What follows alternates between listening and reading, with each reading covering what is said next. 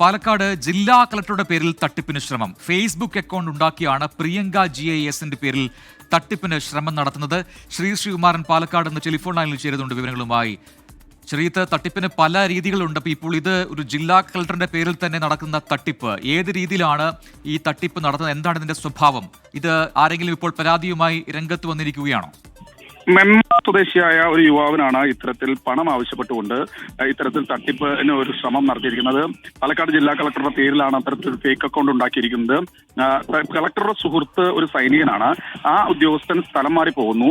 അതുകൊണ്ട് കുറെ സാധനങ്ങൾ കൊടുക്കാനുണ്ട്. ആദ്യഘട്ടത്തിൽ ഒരു 90,000 രൂപ മാത്രം നൽകിയാൽ മതി. അത് തന്നു കഴിഞ്ഞാൽ ഈ സാധനങ്ങൾ ഇരിക്കുന്ന സ്ഥലവും ആളെയും കാണിച്ചു തരാമെന്നാണ് പറഞ്ഞത്. അതിനുശേഷം ഈ ആളെ നേരിട്ട് ബന്ധപ്പെടുന്ന ഒരു സാഹചര്യം ഉണ്ടായി. അവരും ഒരു മുഴുവൻ ചാറ്റും ഇംഗ്ലീഷിലും അതുപോലെ തന്നെ ഹിന്ദിയിലുമൊക്കെയാണ് മുഴുവൻ ചാറ്റുള്ളത്. എന്തായാലും ഇത് അറിഞ്ഞ ഉടൻ തന്നെ ഈ നെന്മാറ സ്വദേശി ജില്ലാ കളക്ടർ ഓഫീസിൽ ഇതുമായി ബന്ധപ്പെട്ട് വിവരം അറിയിച്ചിട്ടുണ്ട്. പോലീസ് ഈ വിഷയം പരിശോധിക്കുകയാണെന്നാണ് മനസ്സിലാക്കുന്നത്. എന്തായാലും കളക്ടറുടെ പേരിലാണ് തട്ടിപ്പ് നടത്തിയിരിക്കുന്നത്. ആരും ആ കെണിയിൽ വീഴരുത് എന്നാണ് ഈ ഒരു ഘട്ടത്തിൽ അറിയിക്കാനുള്ളത്. ശരി, ശ്രീകുമാറിനാണ് പാലക്കാട് നിന്ന് വിശദാംശങ്ങൾ നൽകിയത്.